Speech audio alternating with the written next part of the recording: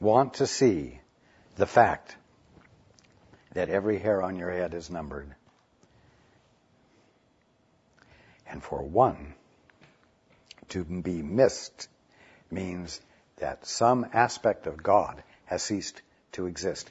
Some aspect of the intent of the divine mind, the movement of which is creation, has ceased to be, and that is impossible.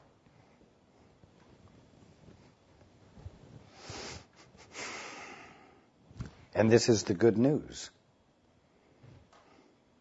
And this is the good shepherd telling you the good news.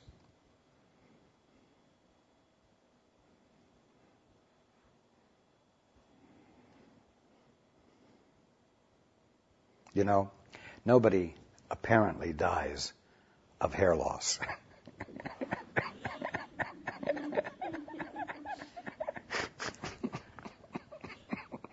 But if that's for me, Paul, laughing.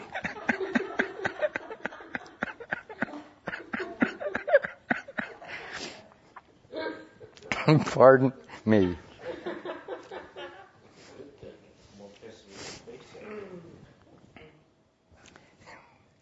It's going to be hard for me to say this.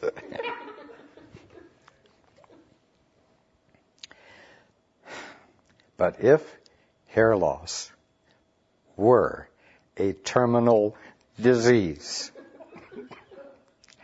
you would find, upon the experience of apparently dying, that every hair on your head was back. The reason being that one thing that does change when death seems to occur, when that transition happens, is that whatever you believed was killing you and succeeded in killing you hadn't accomplished its goal, because lo and behold, you still are. And so therefore, you no longer hold the belief that what you had been told was terminal was actually terminal. And so the evidence of its terminality is gone, and you find that particular thing healed in your mind.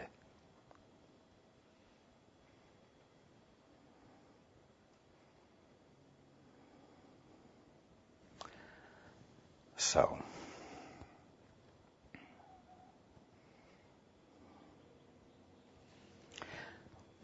all the time we're talking about rediscovering the truth here, not in the sweet by and by, not in the hereafter.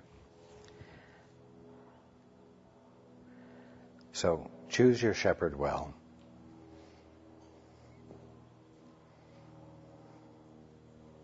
I love you. Okay.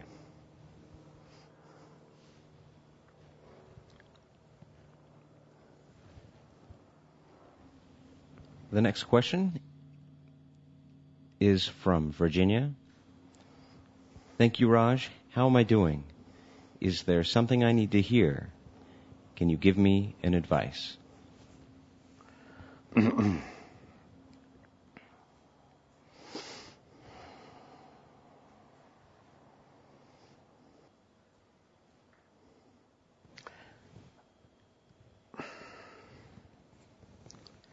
How are you doing?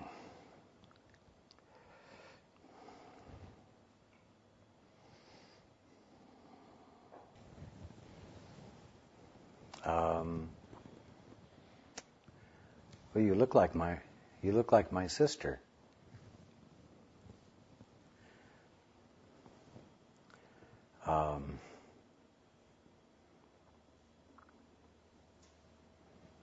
You look like you're whole. You look like you're the Christ. You look like you're at the point of perfection.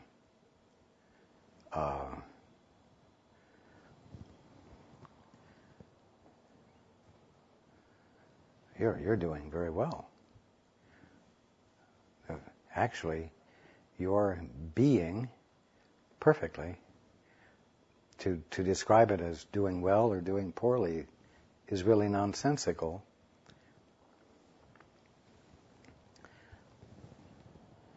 Don't ask yourself the question, how are you doing? I'm going to put it this way.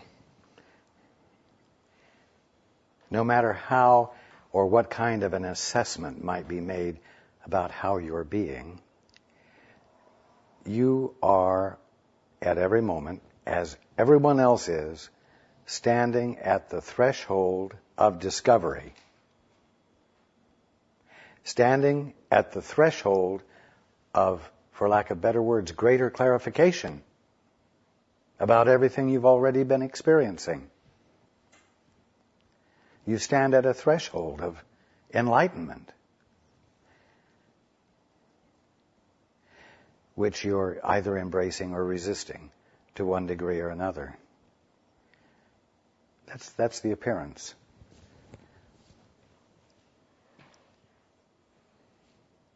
But you better not waste your time on appearances. You'd better be giving your attention to the fact that the fact is that you're neither behind the point of perfection nor advancing toward it. You're at that point and must understand yourself therefrom, from there, you see.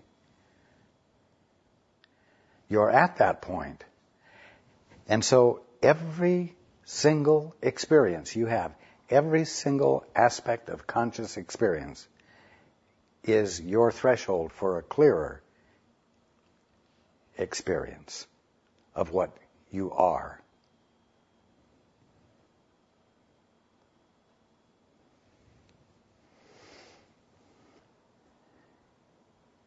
You've got to dare to look at yourself in the mirror or look at yourself in your mind's eye and know that what you're seeing is something ultimate with a capital U, utterly, unchangeably divine.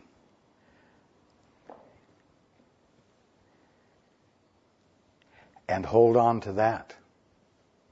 And desire to know what that means as a conscious experience for you. So that there can appear to be regeneration and redemption.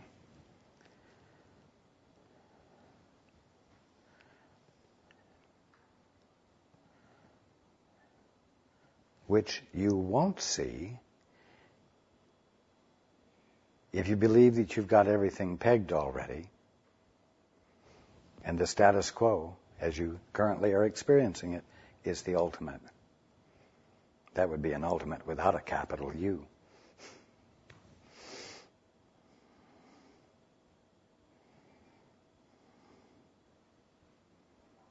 See, I don't want to engage any of you in a process of awakening. I'm trying to home your attention in on the point of breakthrough, the place, the mental attitude where a sudden shift of perception can occur.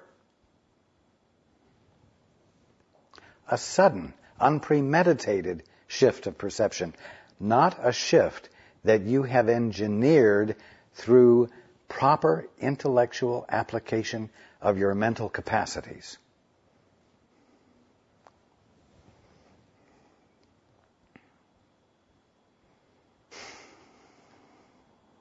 And that's what you needed to hear. Okay. The next question is from Marcus. Hi, Raj, Paul, Chris, and all. Thank you for taking my question. I would like to ask about the children. What would be helpful for me to hear in relation to helping them to grow up without imposing too many limiting concepts on them? And is the house that presented itself the right one, as the means aren't available yet? The answer about the house is yes.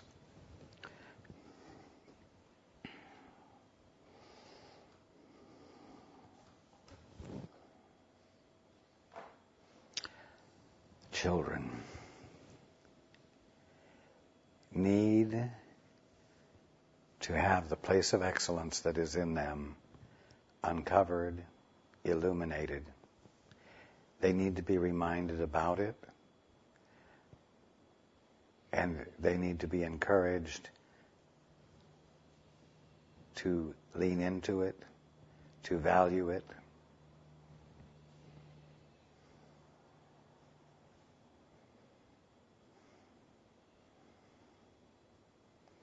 And they need to be clearly educated about when they abandon it, when they are tempted to come out of reaction to act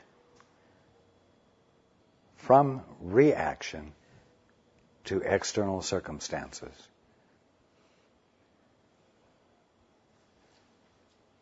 They know they have a gift. All children know that they have a gift to make.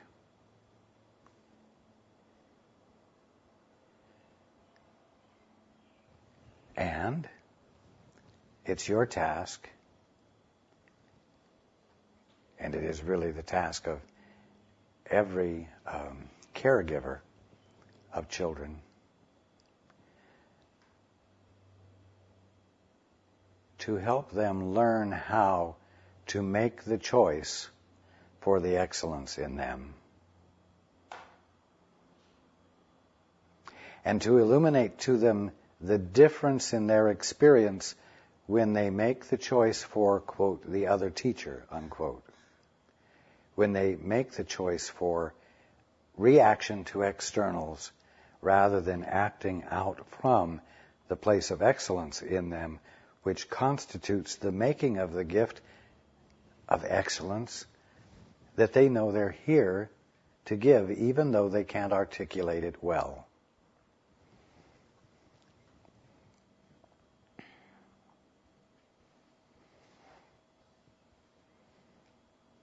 As I said, my mother never let me forget who I was. And every adult with every child, and every parent with every child, should be engaged in the same activity.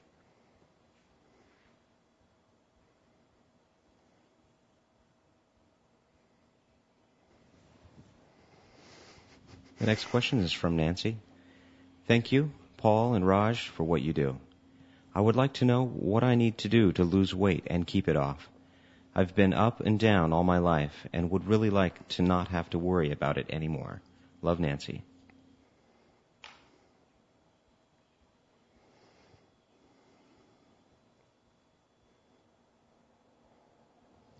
Well, you use your weight like a shield, like armor, self-protection. When you are feeling vulnerable, you put on your shield. And when you are feeling your stability and your safety, and no need or less need for self-protection, the weight leaves you. You could say that your body is simply accommodating what you're asking for.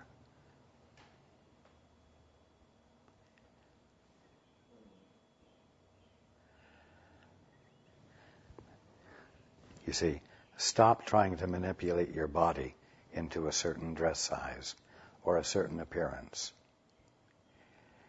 Instead, I want you to go on a diet of peace.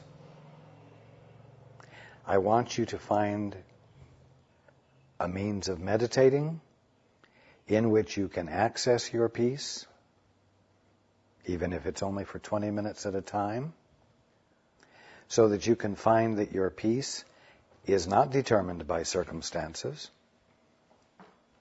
is not governed by relationships, but is something that you either experience or don't experience because you are choosing for it or not choosing for it.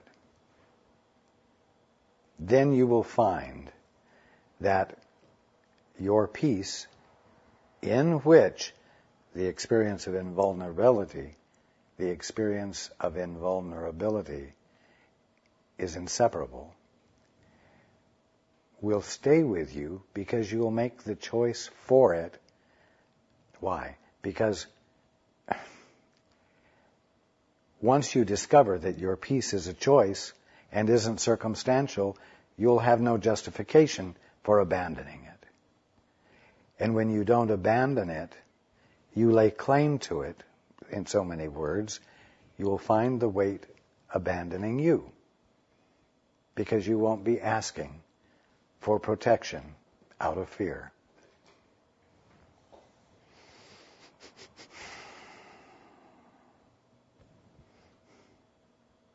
Okay.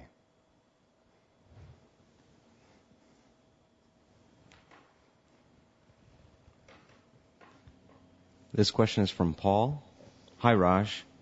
Could you tell me what I need to hear at this time? Thank you.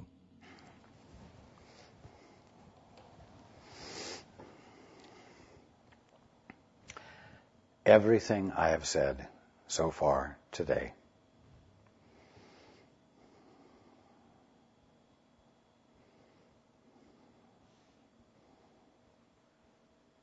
Just a moment.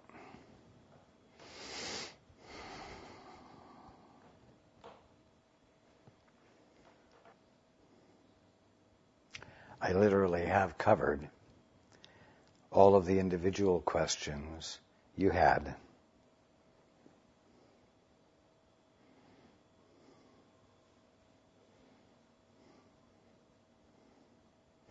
That's the end of the answer.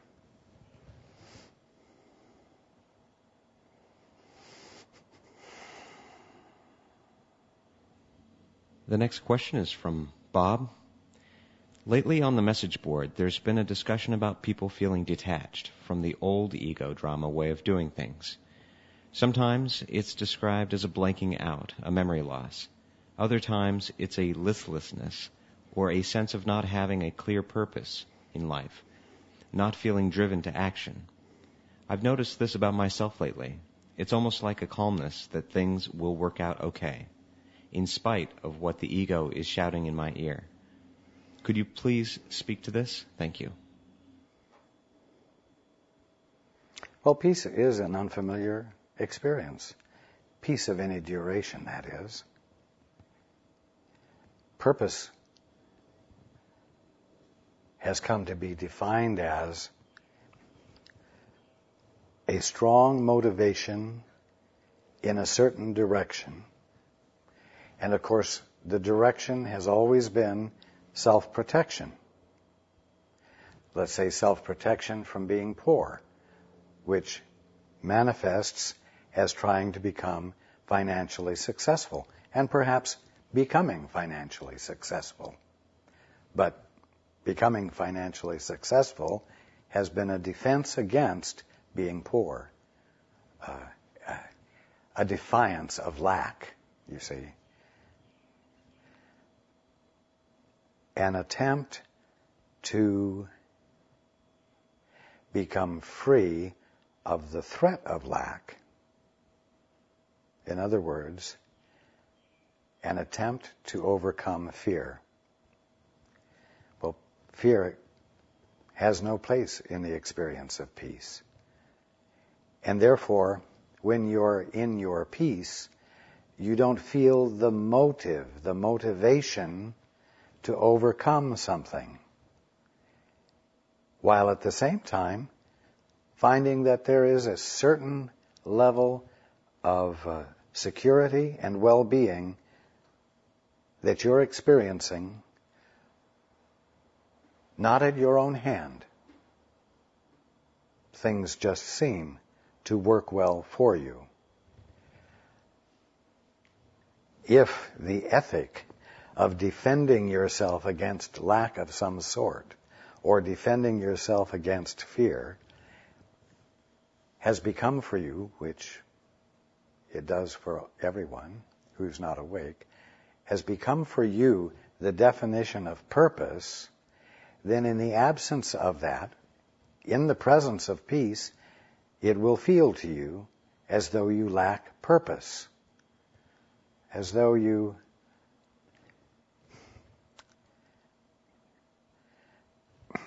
have become weak.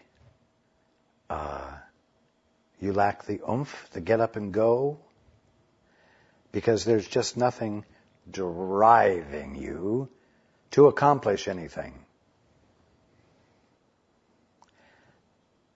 You must understand that this experience comes as a part of moving out of the old paradigm. And you must dare to stay in the experience long enough for it to become familiar to you,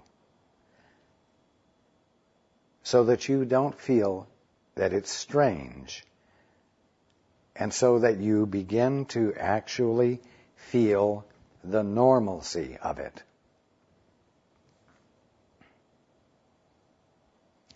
It doesn't mean that there won't be movement in your life. It doesn't mean you won't engage in things. But when you're engaging in, let's say, the extension of love, and fear is not the motive, lack is not the motive, if you are embodying kindness, and it's not being engaged in as a manipulation to make you feel safe,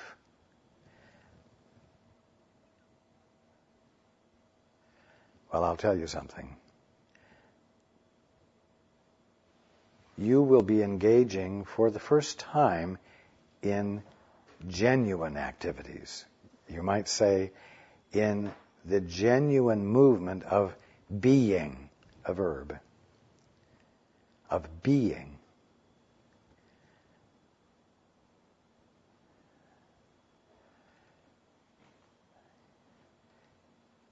And that's when you begin to be an agent for change.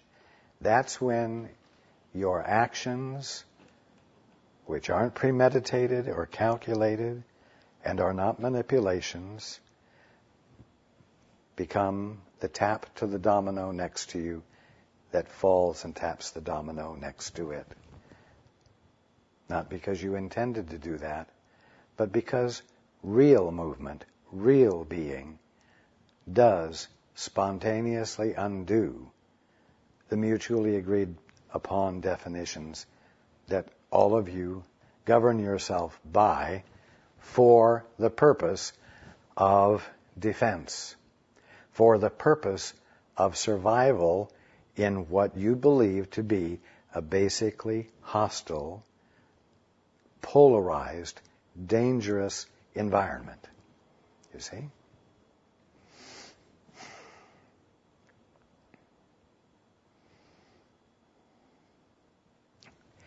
You see, it's hard to conceive of what to do if you don't need to coerce anyone into providing you with a sense of security. That was your old job description, but your new job description just simply says, be. Oh. Be what? No, be what? Be.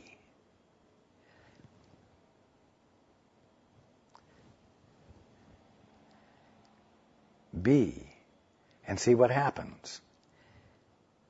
Be, and watch what happens.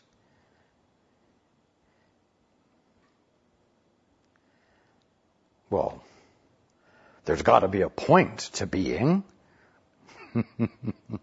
I want a definition. I want a job description. No, I'm sorry. That doesn't have anything to do with reality. Ooh. So what do you suggest? Well, I suggest that you just be. I just suggest that you pay attention. I suggest that you wish to see the evidence of love, the evidence of what's really in front of you. Well, what do you want me to do to it? Oh, I don't want you to do anything to it. I just want you to experience it. I want you to embrace it. I want you to feel it. It's part of you. It's part of the infinite conscious experience of being, you see. Nothing needs to be done to it. It just needs to be felt. It needs to be acknowledged. It needs for you to be with it undefendedly.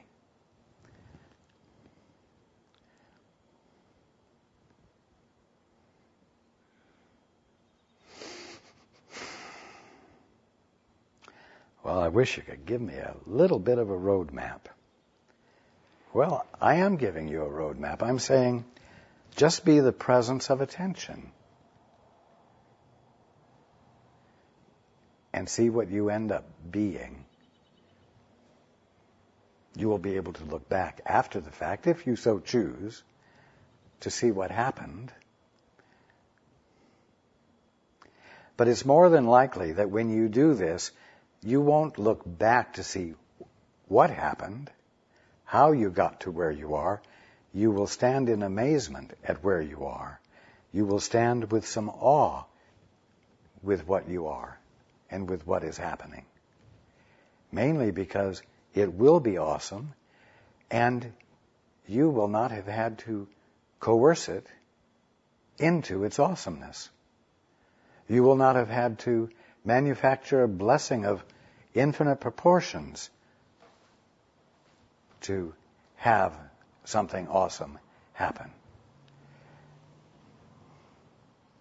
You will be relieved of having to make things happen, and instead you will be able to be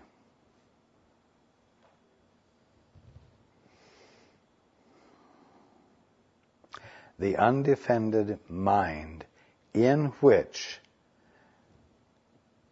creation itself, in all of its aspects and all of its meanings, will not be escaping you.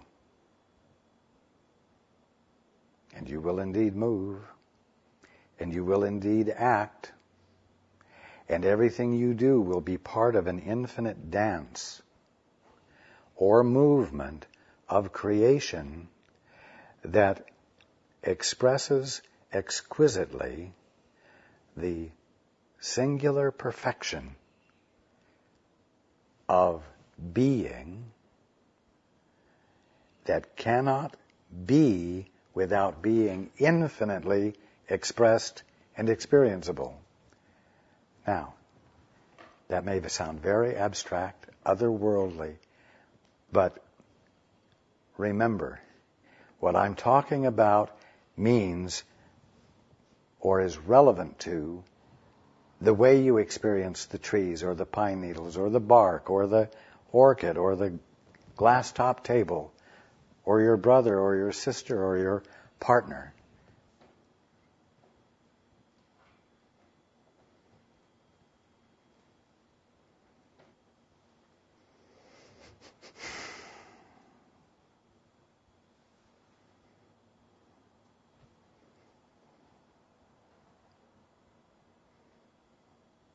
I was going to say chew on that for a while, but I'm going to say suck on it, as though you had a lollipop. Abide with it and taste it. Just be with it. It's an all-day sucker, or it's an all-life sucker. Be with it. Okay.